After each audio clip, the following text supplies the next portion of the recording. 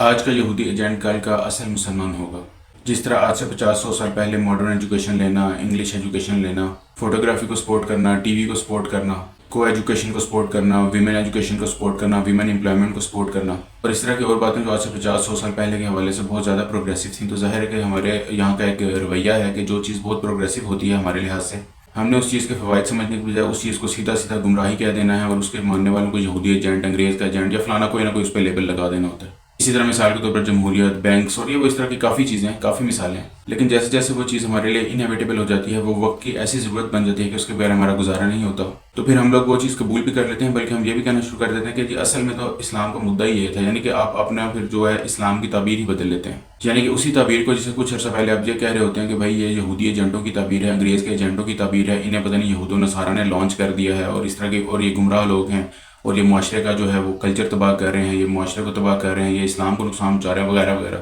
پھر اسی چیز کو آپ دنیا سے 100 جوتے 100 پیاز کھانے کے بعد قبول بھی کر لیتے ہیں۔ تو بس اسی طرح آج بھی جو لوگ کچھ پروگریسو باتیں کر رہے ہیں، تو اس کو ہمارے جو ہے کچھ موٹیویشنل اسپیکر جن کے پاس خود نیدرلینڈ کی سٹیزنشپ ہے اور جو خود ساری زندگی باہر رہے ہوئے ہیں، وہ انہیں رینڈ کارپوریشن مسلمز یا سو کالڈ دوسرے لفظوں میں یہودی ایجنٹ ہی کہہ رہے ہیں، اور ان پر وہی گمراہی کا لیبل لگا رہے ہیں۔ لیکن یہی چیزیں جو وہ لوگ کہہ رہے ہیں، یہی جب آج سے 15-20 سال بعد، 25 سال بعد، 50 سال بعد لوگوں کی ضرورت بن جائیں گی اور لوگ یہی چیزیں کرنا شروع ہو جائیں گے، تب یہی چیزیں جنہیں آج کل کی سو کالڈ رینڈ کارپوریشن مسلم یا یہودی ایجنٹ یا انگریزوں کے لانچ کیے ہوئے سو کالڈ بندے جو ہیں وہ سپورٹ کر رہے ہیں، کل کو انہی چیزوں کو آپ نے ماننا شروع کر دینا، اور پھر یہ آپ نے کہنا کہ جی اب اصل اسلام یہ ہو گیا۔ تو جب آپ کی تھاٹ کلیئرٹی ہی نہ ہو، آپ کے اصولوں کی بنیاد ہی ٹھیک نہ ہو، تو پھر آپ اسی طرح کی حرکتیں کرتے ہیں کہ جو جس چیز کو آپ کچھ عرصہ پہلے یہودی ایجنٹ اور انگریزوں کی لابی اور اس طرح کی گمراہی وغیرہ کہہ رہے ہوتے ہیں، اسی کو کچھ عرصے بعد آپ کہتے ہیں کہ جی اب اصل اسلام یہ ہو گیا۔ تو بھائی آپ پہلے سٹیپ پر ہی کیوں ہر پروگریسو چیز کے راستے میں ٹانگ اڑا کے بیٹھ جاتے ہیں؟